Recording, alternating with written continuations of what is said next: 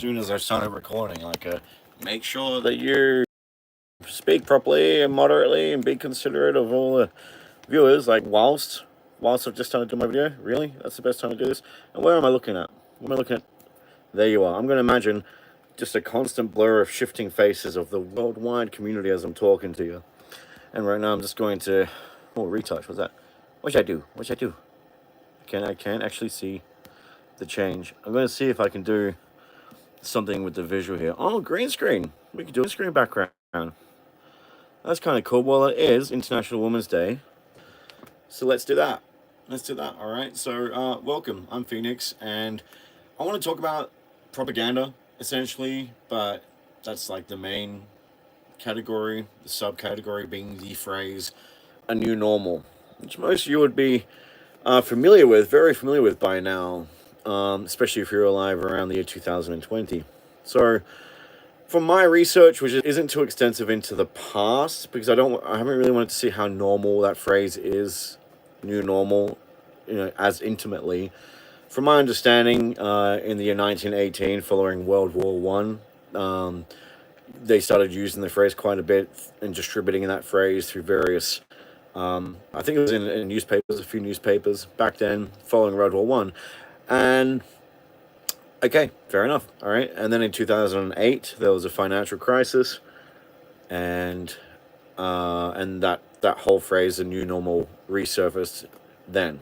So we got 1918, and then 110 years, 90 years later, sorry, other direction, during a financial crisis in 2008.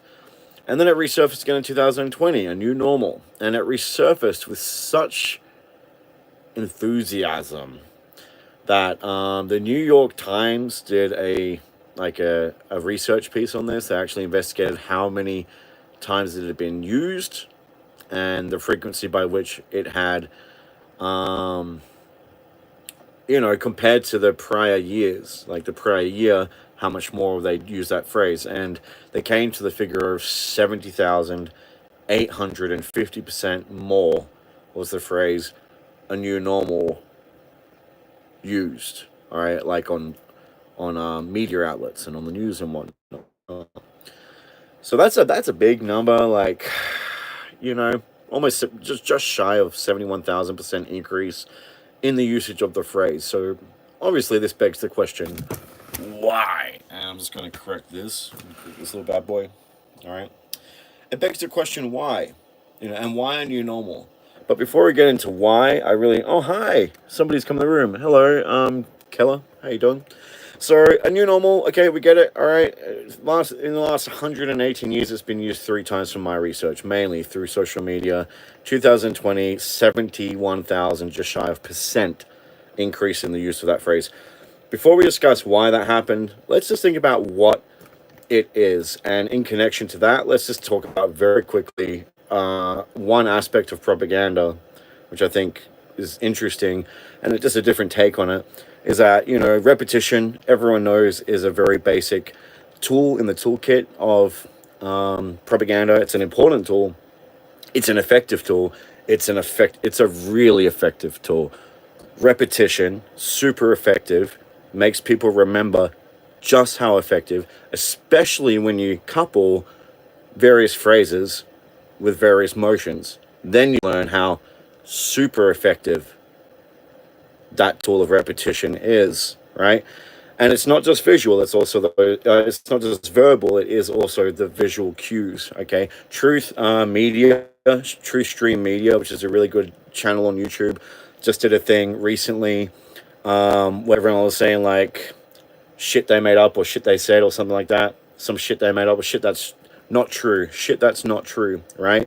And they showed all these different senators in America talking about Musk and Trump and stuff that they've said and statements made that aren't true. And they've all pretty much done the same thing, saying the same statements while doing the same actions. And then, and that is the truth. And then they sit down and look at the camera and, like, they show all these different reports of different senators saying the same freaking thing. And that's what kind of got me thinking about, the new normal a couple of years back. Because, like, you see this time and time again. We've all seen that video of the different news anchors that are kind of collated together on the screen, but the audio syncs up perfectly, almost like they've all just united with the Borg, and they're all talking about the threat to our democracy, the threat to our democracy, all at the same time, as if they're reading from a script, because they are reading from a script, all right? And that repetition, if you think about why repetition is so effective and what it actually does to our brains, right? And it basically operates with the basic principle of the more you are exposed to things repeatedly and more frequently, it's like if you're dragging a shovel over some sand, right? The first time you hear something, it just puts a light indentation. But after you do that enough times, and you keep seeing it in the newspapers and hearing it, on the radio or hearing it on the screen, you end up with these trenches in your mind, and it's much easier for the flow of information that you are exposed to when you're, deciphering reality and making sense of everything and making sense of what you're continuing to hear from the news on the screen, right? It makes it much easier for that information to flow down those predestined trenches that you have been manipulated and conditioned and through propagation of propaganda, which literally props the way that you propaganda. It, props up how you interpret things. All right. And propaganda, it can teach you how to think. It can teach you how to feel. It can teach you the things to be attracted to and things to be averse to, things to love, things to hate, things to live for, things to die for, right? Power of propaganda. It affects the way you propaganda, right? And how you see the world matters very much. And it doesn't matter at all about having free will and the power of being a human being if what we're seeing is being decided for us, or if we're being manipulated to see in certain ways, which is what the news is there for. Is to make sure that things do pretty much remain the same, that power stays in the same few hands, okay, passed down through generations, instead of being distributed evenly across the world. So that's the power of propaganda.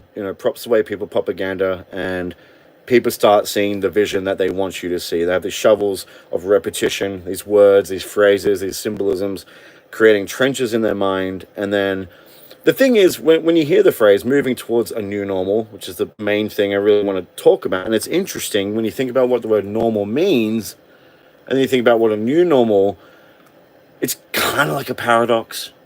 You know what I mean? And the way that that concept itself holds a lot of meaning. The potency for gaslighting is profound with the phrase new normal. The gaslighting potential is, off the wall, right? And we're going to get to that in a moment, right? But basically, what was this just getting to? Let's just get into that. Let's just go right into that. KFC Sigma, how are you, brother? How are you? So when you have these things repeated over and over again, it's literally like they are systematically incepting folders into your mind, right? Into the desktop of your mind, right? So it's one thing to create a folder, and a folder can be powerful and effective in itself in influencing your behavior, influencing and priming you, or making you more susceptible and inclined to react a certain way when exposed to more information moving on and more changes in the world moving on. Just repeating phrases over and over again, and catchphrases that themselves hold meaning, just like a new normal, can profoundly influence how you react to situations moving forward. But ultimately, it is just a folder that they're kind of incepting into your mind. And what's more important is the campaign, or the campaigns that follow that inception of that folder, because that's all the files put into the folder, right? So WID, what does that mean? So, when they were saying a new norm, obviously everything that's going into that folder are all the changes that were happening. Now, the interesting thing is, the New York Times research that says it was 70,850% increase in the usage of the phrase new normal compared to the year prior, right? Almost 71,000 increase, right? That happened in the year 2020. That research happened in the year 2020. So COVID hadn't proverbially been kicking ass for even a full year.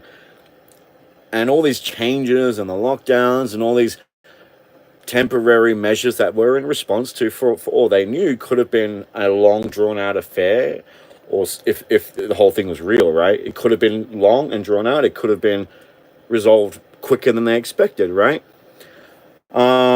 And yet, for some reason, in the year 2020, before it had even been around for a complete year and all the lockdowns and all these changes had happened, they're already using the term normal, new normal.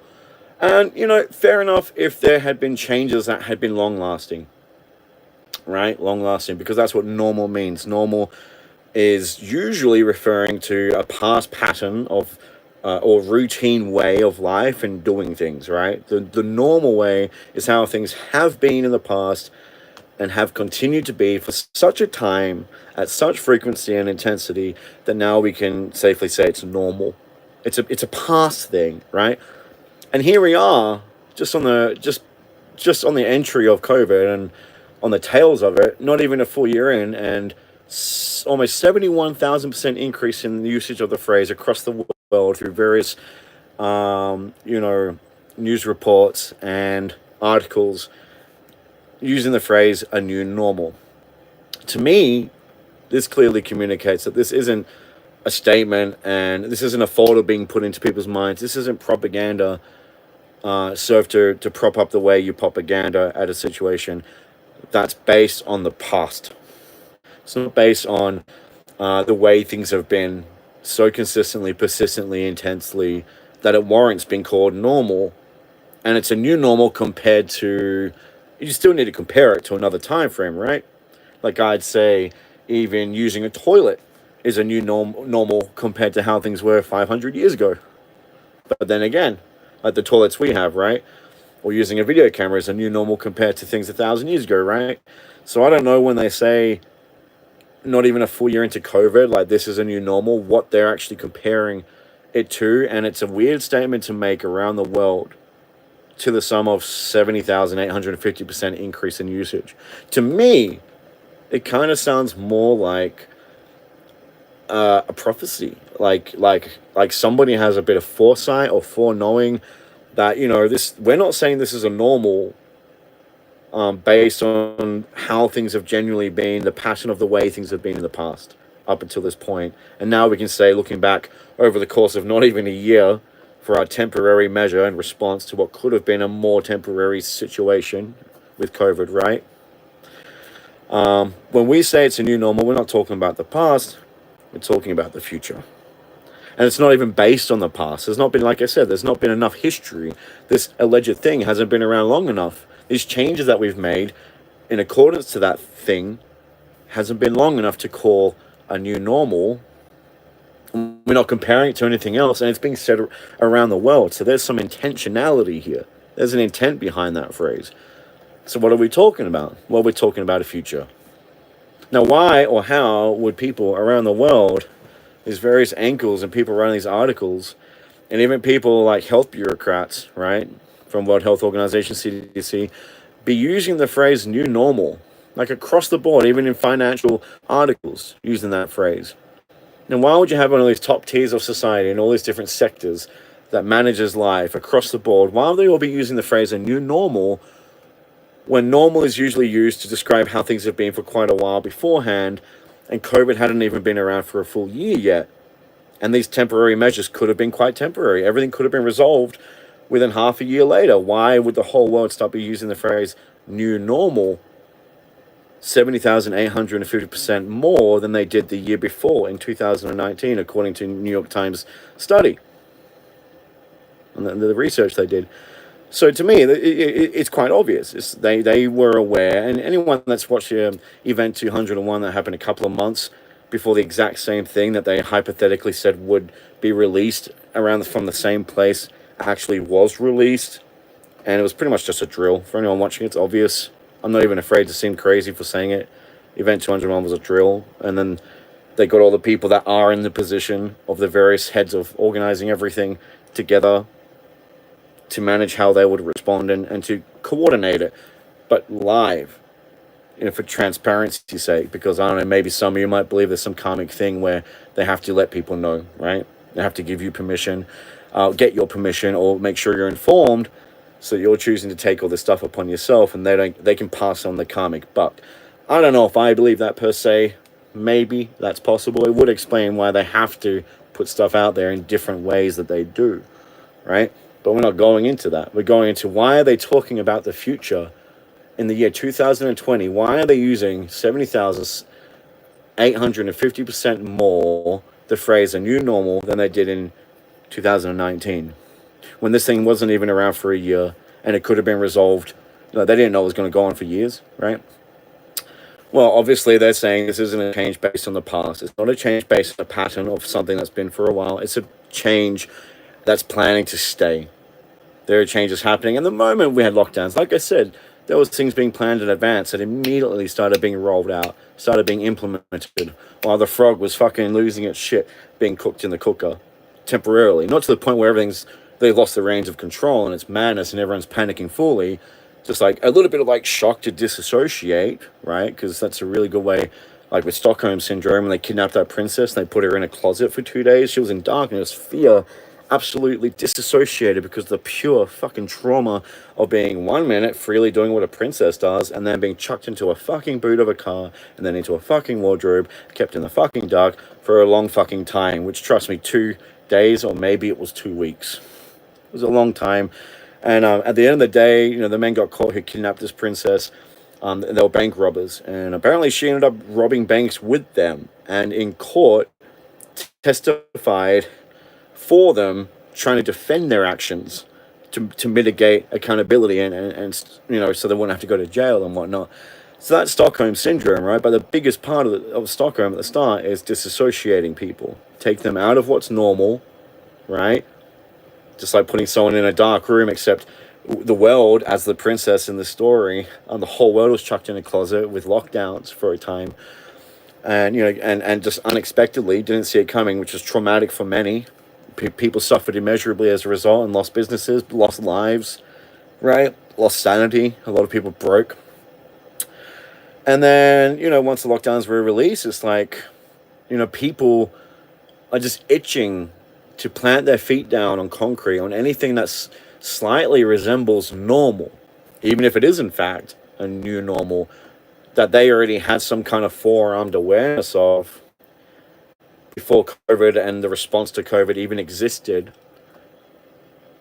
for a complete year. It was already a normal, not based on the past clearly, but this is a normal that we are proclaiming and that we are stating very clearly will remain moving forward. So there were changes going on when the princess was in the closet, when all the people were in that proverbial closet of lockdown together and disassociated and traumatized and disassociated from their prior reality and prior normal, so that they can more easily transition and just embrace a new normal, any kind of stability, even if it lost, even if it didn't resemble the way it was before, and they lost a lot of privileges, a lot of rights, and there was just a lot more bullshit added into the mix. Take out the sugar and add more fucking salt. Even if that's the case, they're just happy just to have stability again.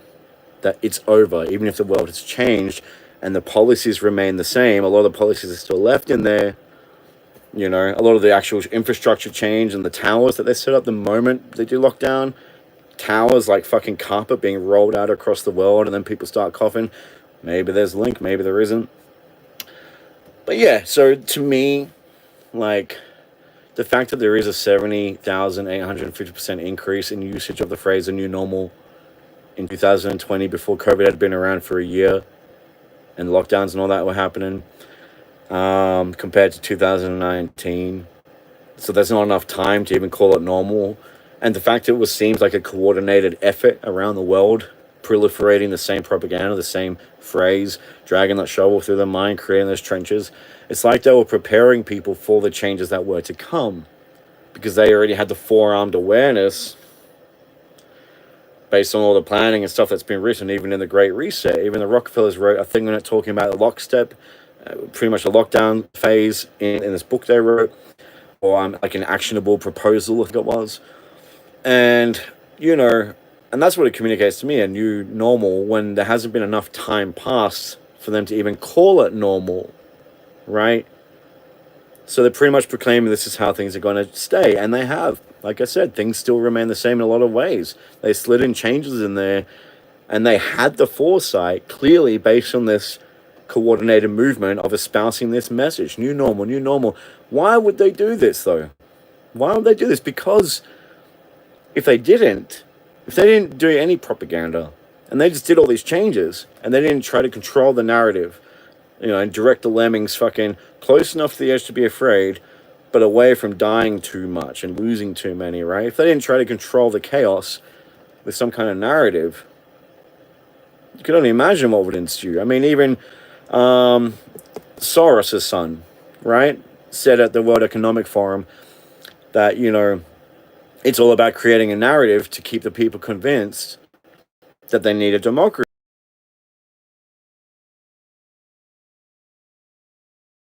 Was it be really coming and clicking? It had a different meaning from how it was written originally, but it is literally about like the idea that you manipulate people to basically concede and to give voice that they are locking themselves into a smaller cage with less privileges and rights. You know what I mean? It's like the basic idea of like, people will sooner act on an idea when they're convinced it's their idea. So you don't go around telling people, what you do is you give them a bit of information here, you give them an ingredient there, and then you manipulate them with some kind of trigger or series of emotional anchors to kind of move them in the direction where they are most inclined and will develop the tendency or that drive or motivation to put those ingredients that you've been putting in their mind together and create a certain outcome out of that, whether it's a decision, whether it's a yes vote for this, whether it's booing these people for believing in that ideology. It's like putting all the ingredients there, and then there's a time it's like you shoot the gun or the ting from the oven ensues, and you get the outcome that you want. And that's pretty much propaganda, all these different phrases collectively, like I said, new normal was the folder that they put in people's minds. Everything that followed, because they were forearmed with the awareness, normal meaning how things will be for a while. It didn't mean how things have been for a while, because it wasn't like that for a while yet. Hadn't even been a year, and 71,000% increase in usage compared to the previous year. And it hadn't been a full year when the study revealed that.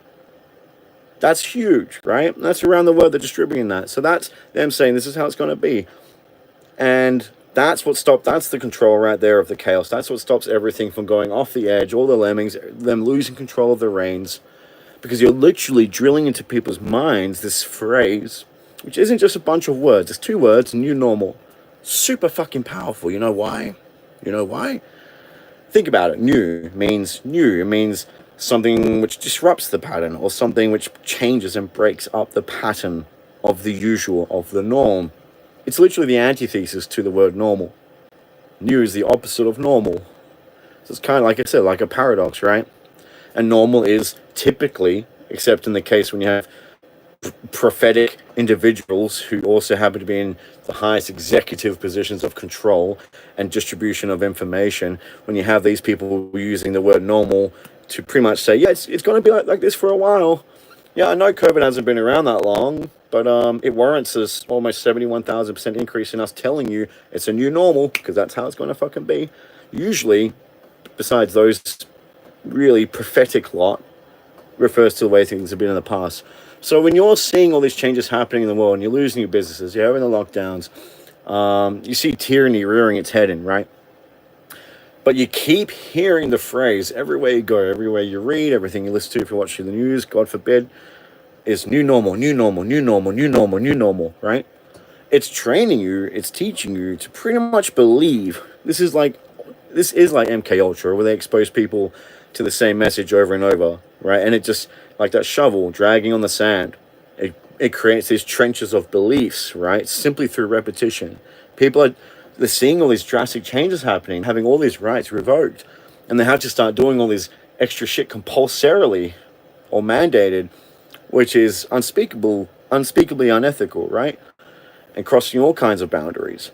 And yet they're hearing over and over again, it's normal, it's normal, it's normal, it's a new normal. So the brain's like, oh, okay, well, it's not that bad, it's normal. After a while, the brain starts to believe that it's normal, that this is the way it's been, because that's what the word normal actually means, the way it's been. They're using it to say it's the way it will be. for such a time that at some point in the future people can look back and then they'll say, oh yeah, that's normal, that's proper usage of the word normal. That's been like that now, God, for ages, ever since COVID happened way back, right? But they knew, they got like hair or something stuck there, maybe it's my moustache, but they were armed with that foresight. Oh, there was a big hair in my throat. There you go, I got it. Hooray. So to me, like, that is outright gaslighting. It's outright like the movie Inception, planting an idea in your head. So that if they didn't plant that fucking idea, new normal, if they never use that phrase, I guarantee it'd be like being in the movie Inception and realizing something's not quite right when you're seeing all these changes and these things that are happening, and you realize that you're in a dream, and then everything will just start imploding on itself, just like in the movie. But luckily, they embedded in the mind something for us to fall back on to help resolve our cognitive dissonance. Because anytime we have cognitive dissonance, which is when we're experiencing information in our reality, in our experiences, that contradicts what is hitherto normal to us, what we're used to experiencing. Like you see like a spaceship or an alien come up like, hey man, you want to talk? And you've never even believed in aliens. You never experienced that shit before. So you're literally like, your brain shuts down. And it's got different ways that it can go back to cognitive consonance or cognitive harmony, as opposed to being discord and dissonance, which is either accept the new information. Okay, aliens exist. I accept this. I adapt to it and incorporate and integrate it into my awareness now and way of thinking. Is to deny it, which is, like when people experience traumatic events and it's so apprehensible and unexpected and so opposite to what, like someone's walking in a park, having a good time. Next minute, someone jumps out of the bushes, pulls them away behind the bushes, then something terrible happens. God forbid if that's happened to anyone that's listening. I'm so sorry to touch on that. But the thing is that kind of experience is so traumatic and wildly juxtapositioned against one moment feeling free and happy walking in a park, and the next minute that's happening. It's so fucked. That causes dissonance. It's like too much of a leap from happy here to a fucked up there. And sometimes it's easier in those situations just to repress. And sometimes people will straight out black out and forget things that have happened because they couldn't accept it, or it was too painful to accept, too much to process. So there's accepting, when we experience dissonance or confusion, right? Because like something new is happening we haven't experienced before. There has to be some way we reconcile where we are now in this new place of experiencing something different, of reconciling that with where we were and our previous normal state of understanding the world. So we can accept it, we can repress it, we can deny it. It didn't happen. And sometimes that happens to people who are really big on the trauma thing. We just deny and deny. So when, big changes are happening during COVID era, and it's affecting people in such a way that typically I would expect anyone who's got their head screwed on and their heart in the right place, there'd be an uproar around the world. Instead of that stuff changing and there being no backdrop to catch it, no propaganda backdrop, no magical catchphrases to help mitigate the impact, then people would feel that impact 100%. They'd see those changes.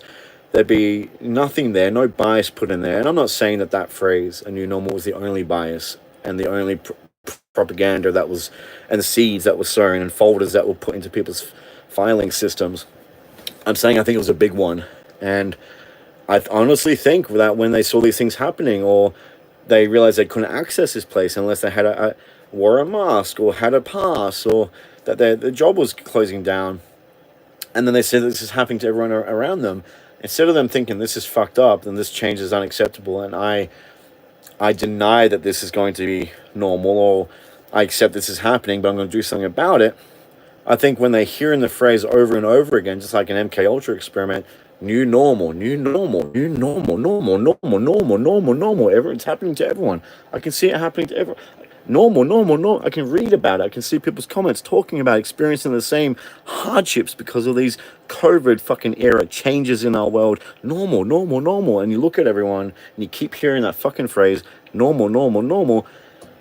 And what does your brain have to lean on when things get too hard? Or when somebody hits you with a change that you're not used to, a limit in your life of freedom that wasn't there before, and another limit, and another demand, another compulsory, another mandate. You just think, your brain's like, how can I adapt to this? It's normal. That's the path of least resistance, and luckily somebody put that chair in my mind that I can just sit back on and not have to push too hard against this, and I can just tell myself, oh, it's normal, and it's a new normal, like the new fucking car smell, like people like things that are new, right? Like new and shiny. It's new normal. They know how much you guys love the word new so much. They named it the fucking news. And it's never fucking new. It's always the same shit. Oh, these people killed their babies. These backpackers or people with a kid in a tent, this terrible thing happened to them. Don't think about fucking getting a caravan and traveling and being free and living a nomadic life. Stay dependent on us in our cities, and we'll keep tightening the cage around you. You know what I mean? It's the same reports. It's never new. It's the same fear-mongering in different ways, because they're aware that that's going to prime people to adopt or develop furthermore and have reinforced certain biases, certain emotional allegiances and ideological allegiances with things, aversions, desires, a greater capacity to say no to that and yes to that, a greater capacity to be willing to comply with this, and develop more resistance to even be listening to anyone else who makes us maybe want to think for ourselves and not comply and maybe challenge things a bit. They will put things in propaganda to make sure that there is a divide between you and them, and you know exactly what to call them and what arguments to make in suit if they try to open your eyes. What you can just, it's not really an argument, it's just, they just teach you to ridicule and abuse and just turn into a child about the matter if you're talking PAC, transactional analysis. And we all know, if anyone knows about that stuff, that there's no point in arguing with a child or a parent, like a closed-minded parent, if you can't just have an adult-to-adult conversation. PAC is really interesting to look into. I urge you all to do it. So that's my 2 cents when it comes to the new normal. Is it's all telling the fact that it wasn't around a full year COVID, let alone these restrictions and lockdowns, and already there's a 70,850% increase in the usage of the phrase "a new normal" compared to 2019. All right, that extra usage happened in 2020. Obviously, those changes weren't around long enough to call that normal. So they were aware that this was a new normal. Why was it a new normal? What had transpired, all right, by the end of 2020? What had actually transpired enough for them to be like, yes, these changes must remain, and they must stay the same for quite some time, because it will be a new normal. To me, there's not enough evidence to suggest there was a good reason for that at all. The only thing that makes sense to me is that there was already a plan and an agenda, a very well-formulated plan with a series of steps and changes to transform the world. In the words of Schwab himself, yes, the COVID pandemic presents a unique opportunity for us to really pretty much transform the world. All right, and that's closely linked, I think, in the same talk or the same quote. He talks about entering a new era where there's a fusion of our biological and digital selves. All right. And what was the first thing they did as soon as the lockdowns happened? Setting up all the towers, all those 5G towers. Has your internet been running that much faster? Anytime they set up these towers and they're saying, oh, it'll go this much faster, does it actually go that much faster for you? Or all these things being constantly upgraded to accommodate for a greater dependency on and requirement for more power, a better ability to cast out information and signals, because I don't know, of other upgrades happening with infrastructure and with our smart homes and smart systems and smart streets, smart cities. I look at patents sometimes because, if instead of watching a horror film, just look at patents owned by the world's wealthiest or like contributed to by the world's wealthiest. Like look at some patents from Bill Gates. This thing that like monitors your internal bodily activity and heart rate and brain waves, and then uses that information to generate energy to solve computational blockchain problems, right? And you think about that kind of patent, you're like, yeah, well, okay. Only way that would make sense is, I guess, if I'm like, and when you're looking at other stuff like I'm not even going to go into it, but it's pretty much you sitting down and every time you do a survey or watch an ad or watch a certain type of propagandic film that they're for, you'll get more credit. when you're doing things you shouldn't be watching, or you don't watch the ad, maybe you'll lose some, or you don't earn as much. And it's actually like Matrix, like a fucking battery, creating energy to be used for solving computational blockchain problems. Now, I don't know exactly how that works. It sounds crazy when I say it, but there's a patent there that more or less says that, and it's under Bill Gates. You just look at those patents, and you start thinking like, fuck. You know what I mean? Like, because these are ideas. They're not just ideas someone's talking about getting high at a party. Like, man, wouldn't it be crazy if, like, you could just plug everyone in together and pop up towers to transfer the signals between everything. So it's like an internet of things and objects and people, and it's all connected, and like everything is registered. Like, even a piece of trash you put in the bin, like you have to, it opens up when there's like a laser thing, and it takes a timestamp of like who put what in there. So if they find like some blood on a napkin, they could be like, okay, look at the security cameras because the bin tells us that someone used that bin at this time. Oh, yep, it was that person.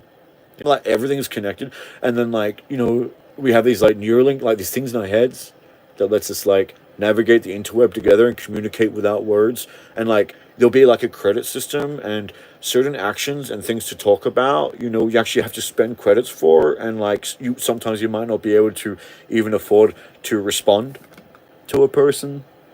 And while you're doing this is like this technology that's reading your brain waves and your internal system, what's happening because of all the nanotechnology that's flowing through your body, and that's sending signals and communicating information and data retrieval to each other, and then that's being sent out to the towers, and then that's being distributed to the satellites, and it's all being brought together, right?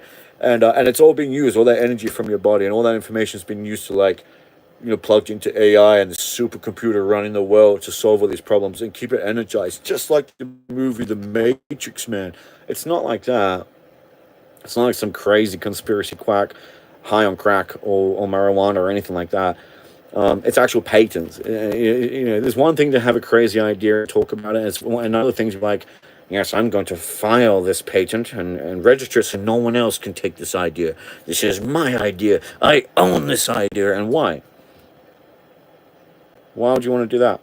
Unless you have some kind of intention to like act on that idea and probably profit on that idea, so you don't want anyone else to steal your idea, like copyright shit. When you actually read the stuff that's out there in plain sight by these credible sources, when you actually just look at the credible sources that people say, like, you just watch YouTube videos when you come to these ideas and stuff. Like, no, I've looked in the horse's mouth. The same that are offering these pills and these solutions to problems which came out of nowhere. It wasn't manufactured, so they can also manufacture your consent using fear. No, no, no, no, no. Create an illusory stick and then put poison and just smack, smack, smack with the illusory stick through, market like news, propaganda, and all that. Stick, smack, smack, smack. Big bad wolf chase sheep. Wolf doesn't even exist. The pen that you end up running into and they close the door behind you, that's the fucking wolf in the situation. The solution is the problem. The problem was your perception actually believing the bullshit propaganda that they're serving you to prop up the way you propaganda, and it's towards state interests and a few men at the top of that collectively. That's what it's serving the interests of, not propaganda to prop up the way we propaganda, made by the little man, the little guy, by the people, for the people. Anyway, that's all. That's all I wanted to say. And, when you really think about that phrase, a new normal, like, to me, it's so indicative that this was planned. 70,850% increase in 2020 compared to 2019. That's New York Times did that research. Like, why? What warranted it? Did reality in the span of less than a year change to the sum of 70,850% more the same for quite some time, so intensely that it warranted being called normal?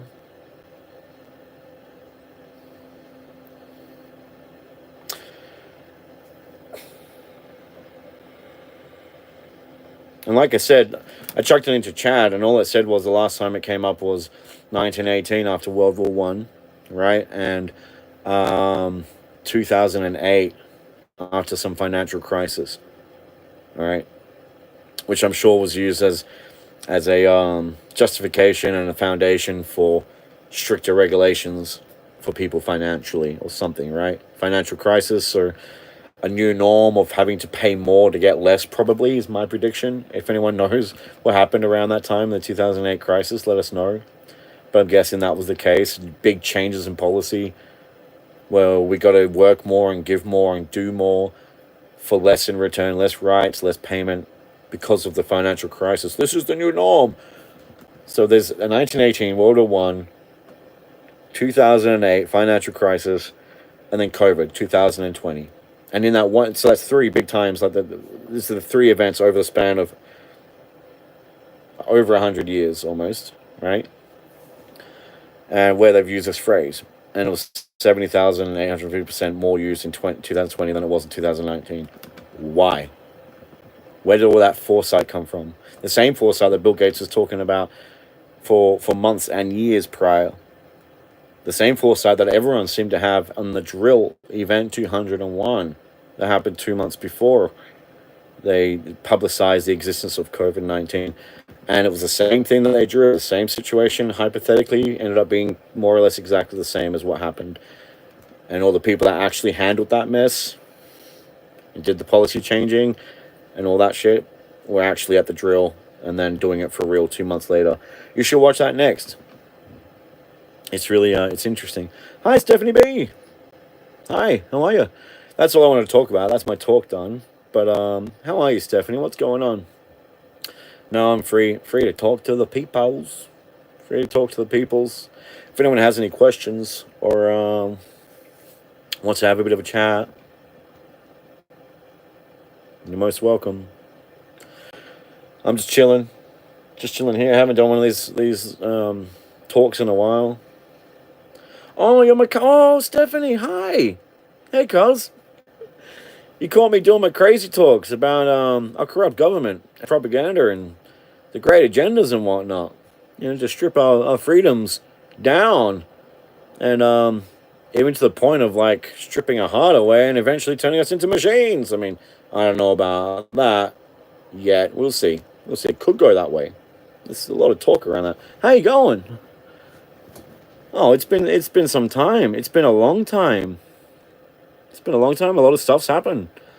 I've got two precious girls now, 2 and 3 years old, Omega and Ignis. They're my heart. I say when Omega was born, my heart expanded and I devoted my heart 100% to her.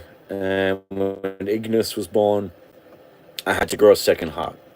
So I should say they are my hearts, because then I can love them both 100% each, a heart for each.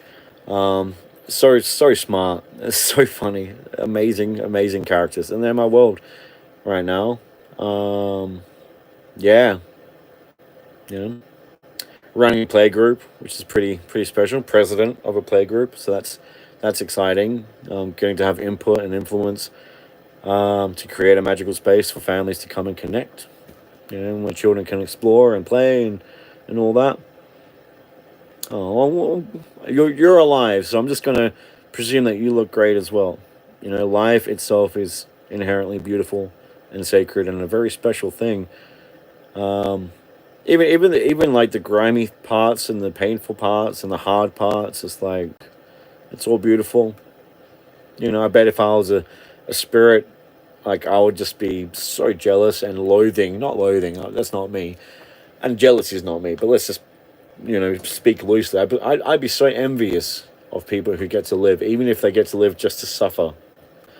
Like various parts of the world where they're born and they don't get to live long at all and they experience atrocity compared to nothing, compared to just the void. I don't know, man. Life is precious, you know. And it's all part of the story.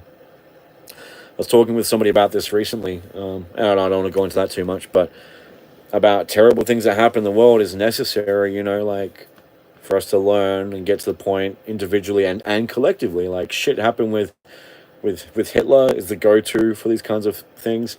A go-to example. Terrible things happened and had to happen, I guess, for people to put things in place and policies and saying that's never going to happen again and to put firm boundaries.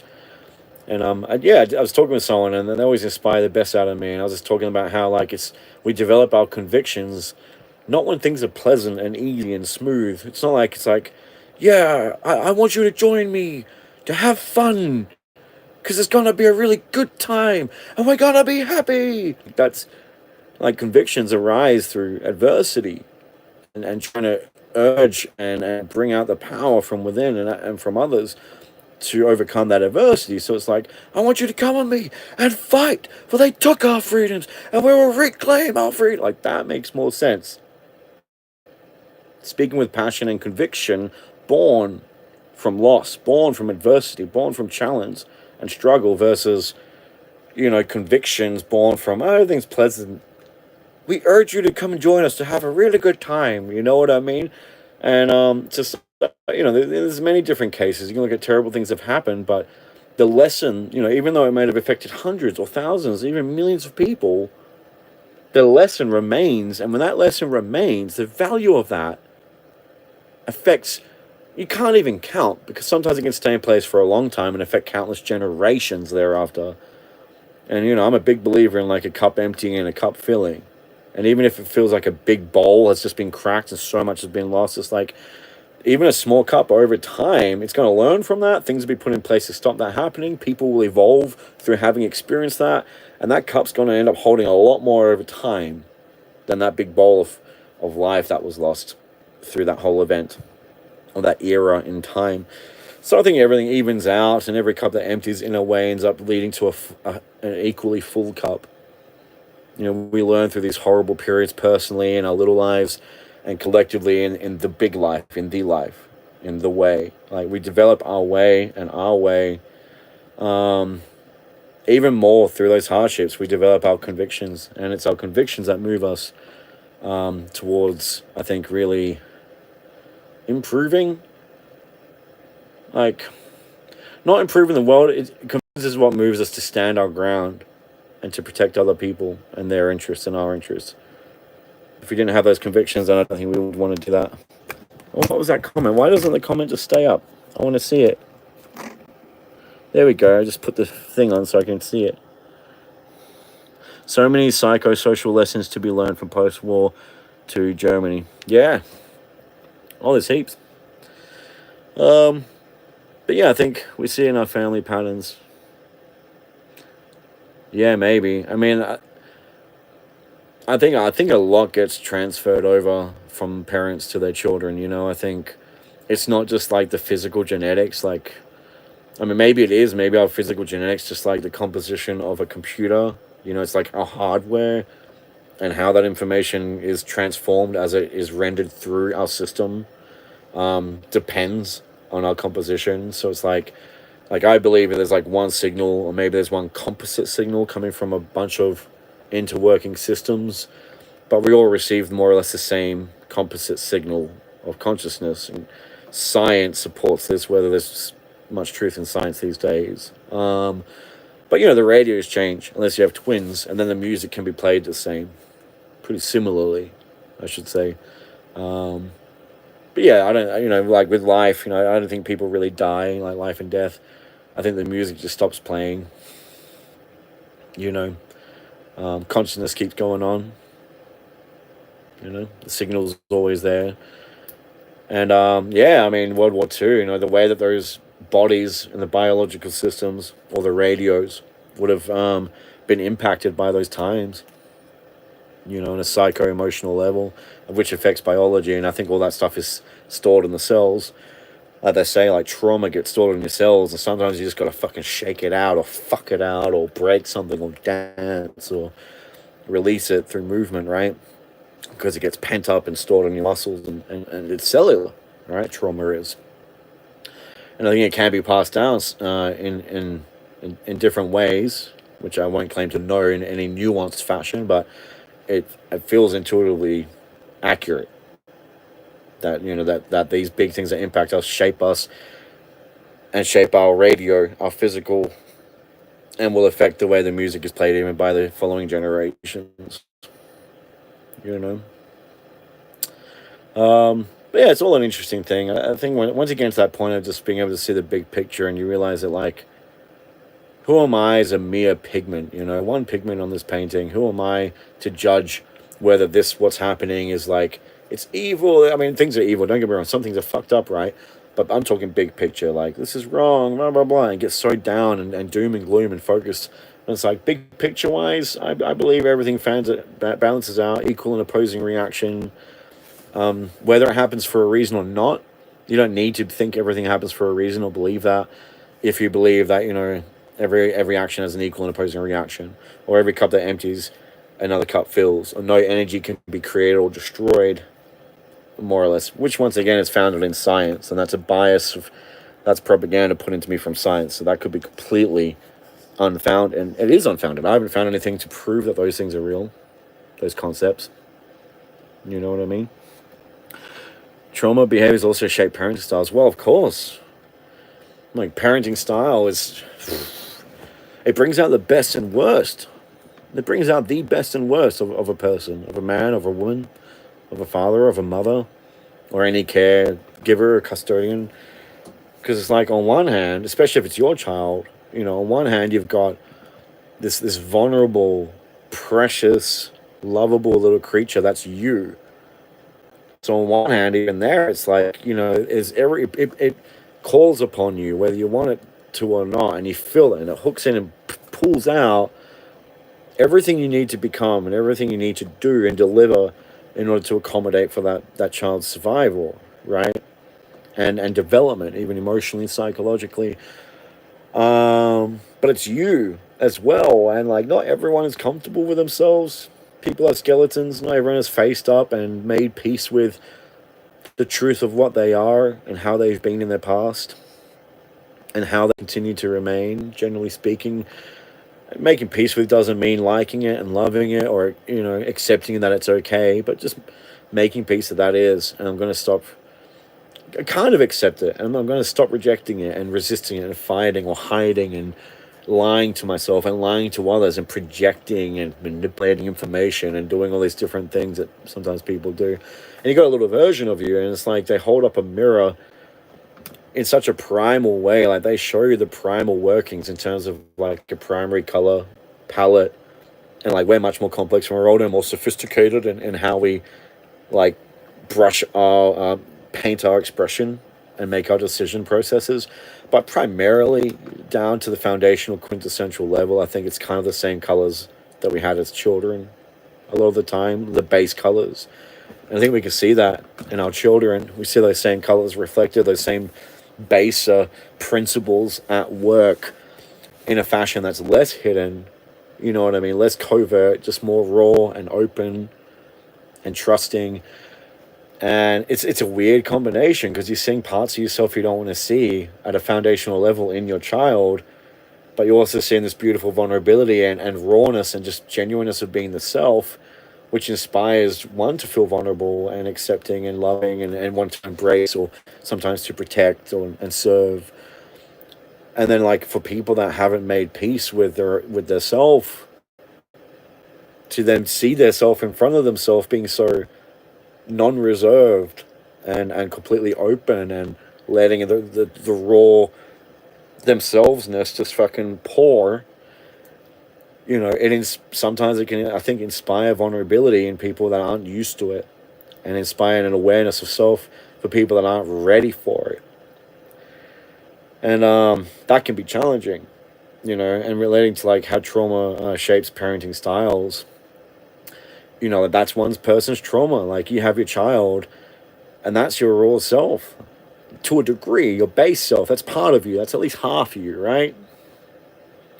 So it's like, and I think most of the time when things that stop us being vulnerable, things that will get in, like a wedge, things that will get in the way between you and your child or anyone and their child, you know, it's like you can be like this, like one heart, one mind with your child-ish. You can just be together, right? And absolute vulnerability and pure love and peace and comfort and have the most engaging and fruitful relationship without the need for some things parents do that are abusive or neglectful or over authoritative, controlling or punishing and you know, transferring, right? But you can have the most beautiful, harmonious and peaceful connection, just be vulnerable. And I think the difference between that is proportionate to how much trauma you've had and how much you have faced, how those traumas have shaped you, and the person that you've been becoming and what you've been doing as a result of that. Like, if you can accept that, then you bridge that gap. The more you accept yourself, like, not necessarily say I'm a good guy in every respect or a good girl in every respect or ideal where I am ideally. I'm trying to phrase it in a really concise way, but I think it's, the more we accept ourselves, the more we can accept our child, and our traumas impact us in ways that usually involves a lot of fear, and fear is a great adler of rationale. So we don't always really get closure or rationally address things and resolve them so that we can move on. We don't always achieve cognitive consonance. Sometimes things have happened that cause dissonance, and then we just put it in a box and put it away and never address it again. Bedtime for me, Phoenix. Got to help get my grandbabies off to mass in the morning. I'll rewatch this live later. No need to rewatch it. I'm a rambler, but thank you so much for having a chat and coming in. And yeah, oh, grandbabies, that's precious. Well, love to you and the fam. And thanks for saying hi. And yeah, I'll see you around. I'll do a few more of these. But all the best to you, and send my love to all. From the random, I don't know what I would be in relation. Uncle just feels like the typical default that one goes to, but I wish the best for you in these coming years. Oh, cool names. I approve. You don't need my approval. I really like the names. I like the names. That's awesome. All blessings to you. All right. So we're pushing 1 hour now. Yeah. Yeah. Yeah. My mum's transitioned into a thing now, aged care thing. So, but I haven't really chatted too much yet. But anyway. So yeah. One person leaves, one person remains. I see a number up there. Who else is in this room right now? Who is there? Is there a way I can see? Can I tap that? Tap that? No, it's not telling me. I got no idea. Oh. It might sound a bit tough, but it's much easier to love her from afar. I'll say that much. When you're up close and over time, it's... I love everyone.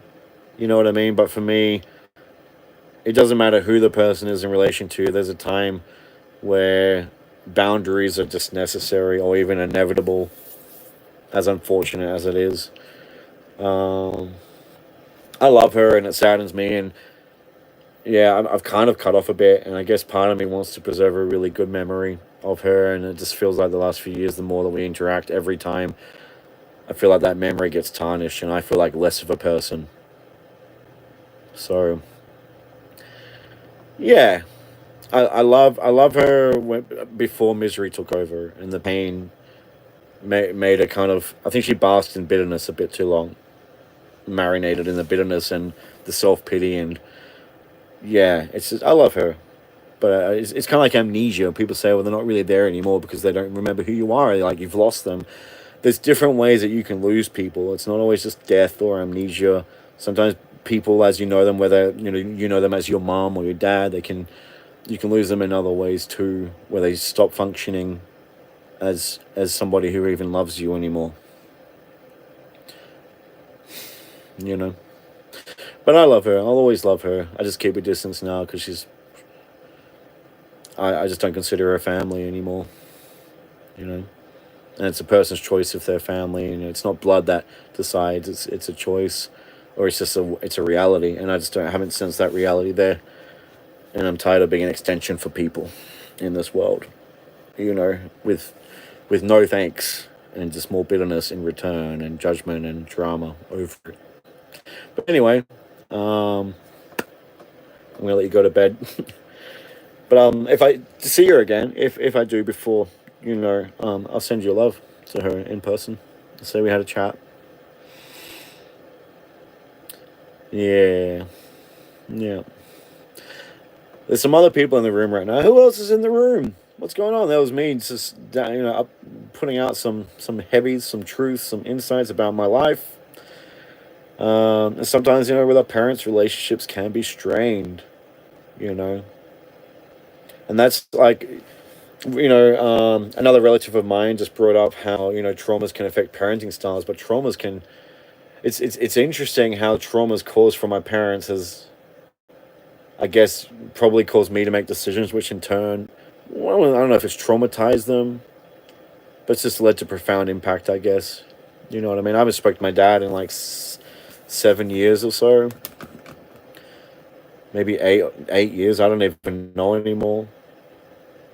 Um, and once again, that was because not for any reason except he stopped functioning as my father to me. He stopped feeling like family. He stopped feeling like someone who respected and cared for me as an not necessarily as an equal. I just got the sense he cared a lot more about himself to the point where he was willing to put me in pretty adverse situations, just out of his own personal greed, which one shows selfishness and two shows kind of neglect or a lack of empathy. So, and I just don't have time for people like that. So I haven't chatted with my dad, but that's that thing in me. I guess like I can trace that back to those traumas affecting our general styles and how people's let's say trauma affects our parenting style, but we can look at the trauma on us and we can trace it back to the parenting style of our parents.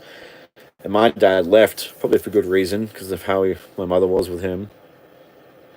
More like and like right. I don't even go into it, but he left for a number of years, and I guess I picked up from that, because big changes. He left when I was 5, came back when I was 11, and we got to know each other for a year, like once a week. I do some self defense with him and go places sometimes. And then a year later, I moved in with him, and it was a messy move in, a messy transition. Against my mother's will, secretly, I packed my bags overnight. The next morning, he came, and she didn't know until I was leaving with the bags. Like, where are you going? And then finding out I was going into. It was messy. Like, my family was there, my older sister was there, and she's a bit crazy, and she jumps on my dad's back, and he's like, "Get off!" And he flings her off, but she sells it like The Rock after getting a Stone Cold Stunner, and does like a triple backflip. So he assaulted me, he abused me, and all this kind of stuff.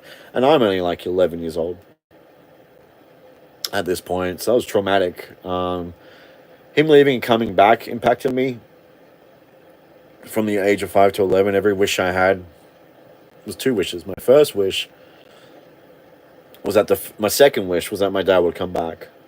All right, because I just felt that absence. Right. My first wish was that my mum would get the phone put on, so I could speak to friends, and I guess feel that absence. And I guess that was my first wish because at that point I accepted he was gone. I adapted to that, and the prospect of having the phone put on to have some semblance of connection with friends and stuff like that besides school, was more feasible. But I always wished that my dad would come back, and he did. And then I moved out with him, and that was traumatic.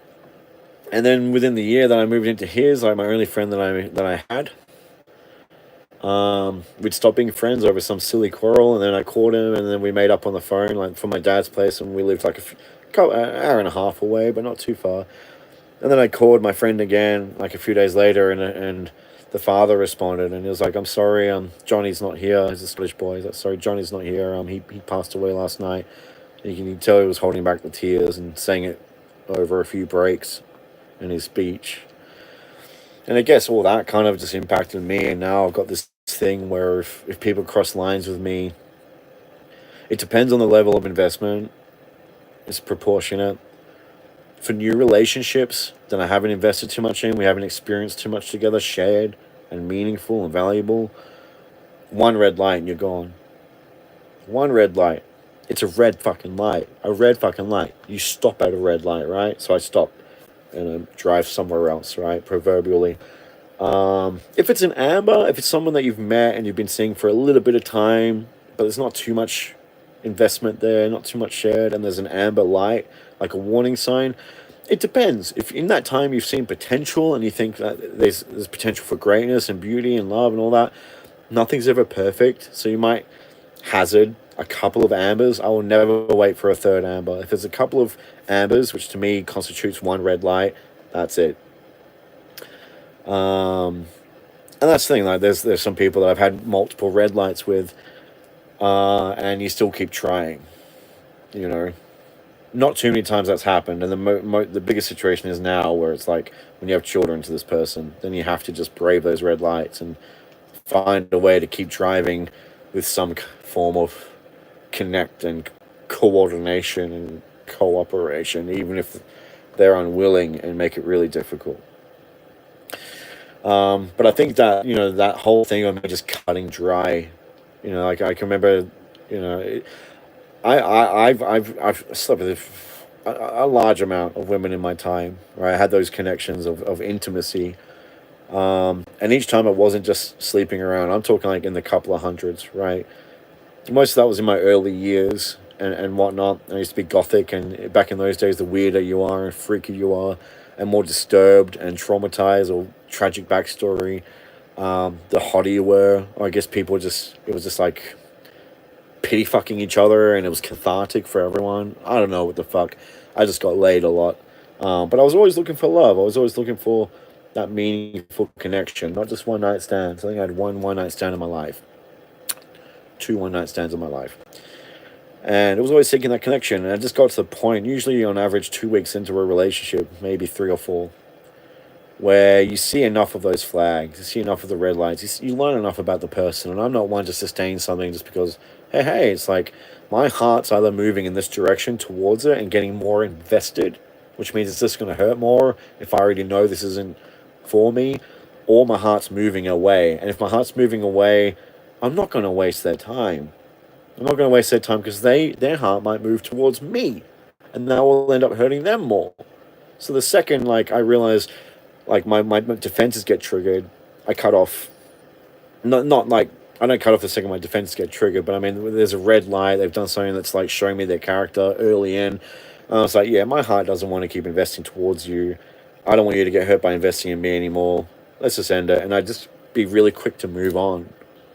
So, the number of intimate encounters I've had just reflects, I guess, this real strong desire to be with someone, to create something with someone, to share something special with someone. And I did share varying levels of specialness with varying people for varying amounts of time. Um, some a few years, some just several months or a year and a half or whatever. And it's all part of the story. It's all part of growth. It's all part of learning. Learning what you're not looking for, and learning what you can provide yourself to keep yourself satiated in any way that, to keep yourself happy, to keep yourself content and satisfied with life. And I think that's kind of it, is like part of, they could talk about self-actualization, and I'm not going to pretend I'm self-actualized. I'm not sure I'd ever know exactly when you get to the point where you can say, I'm self-actualized. If you were there, you probably wouldn't say it, right? But I'm pretty confident in myself and comfortable in myself. And I had to go through a lot of people, a lot of experiences, social settings and interactions, and of varying levels of intensity and wildness to tameness and boringness and the same shit, to learn ultimately a lot about me, not just like what I want and what I don't want, but also to analyze like my drives and my motivations and why I sought those things.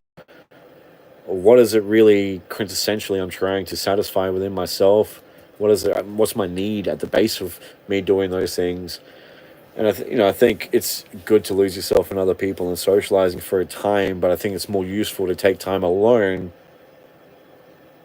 so you can analyze those patterns, and you can learn some really valuable insights that you can use to better you, to better your understanding of yourself.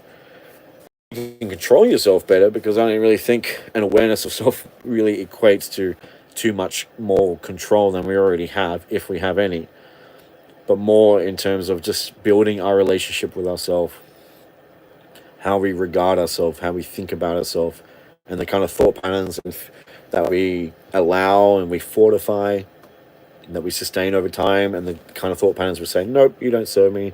That's not true. That's just happening because of this and this. I'm not going to feed into that and hold on to that. And I think that's ultimately, like, for me, maybe to me, it's about being like a bit of a loner and being satisfied now with just two children and I, not needing anything else. And I kind of got to that point where I didn't need anything. And that's when I met this person, and then we had children. Just happened a couple of months in. Didn't see it coming. Well, we did. And we're kind of, you know, while we were doing it, we found it a massive turn on. The prospect of like we're doing this to make a baby, and we would shout various things to that effect that we're making a baby, like with intensity. And yeah, I'm not like that. It was weird. It was kind of hot, at least for us at the time, and it worked. And we made some babies, much quicker than we anticipated for a guy that's like being around and doing a lot of stuff, and then it just happened. And then when she gave birth, 2 months later, she's pregnant again.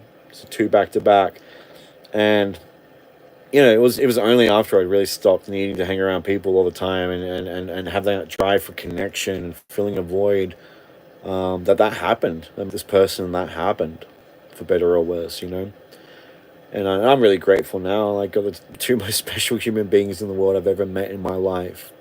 Um, and yeah, this landscape of the world has changed. Like I said, like to me, it's about what I can do for my children, and I think coming to acceptance and understanding within myself and developing a relationship of acceptance and self respect, was crucial before I became a parent. And I think I needed to go around and fuck around and have different relationships of different kinds, some romantic and intense, or less intense, some platonic, some professional, but they all help me learn more about me and how I handle different situations and why I handle them in different situations. And that's all going to apply to our children, to my children, when they start echoing, to use a ChatGPT fucking phrase, when they start echoing, fractured whispers off this tapestry of whence they came.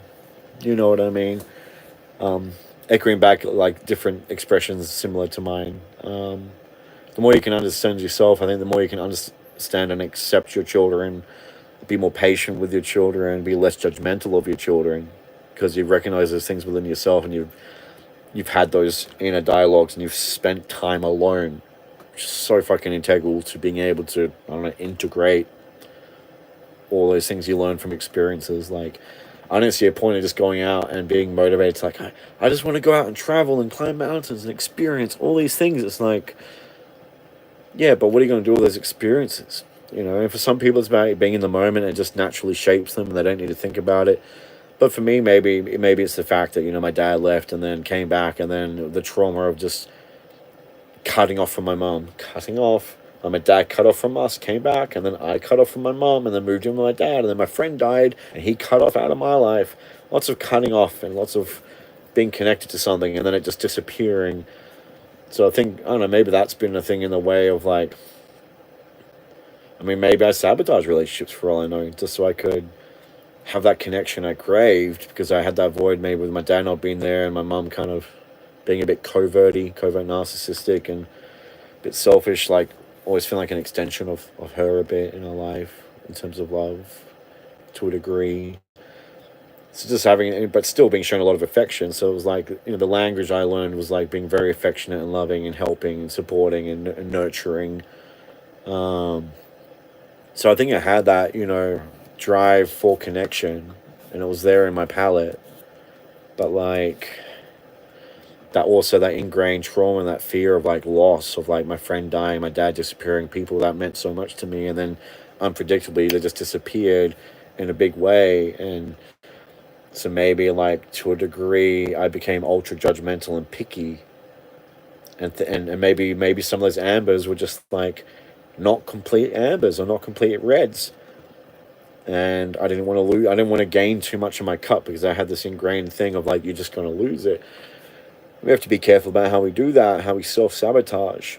Like, it's good that we experience pain, suffering, and loss. This develops our convictions, not joy and pleasantry and peace, but suffering and pain and loss develops our convictions, and our convictions helps us to put up our boundaries, right?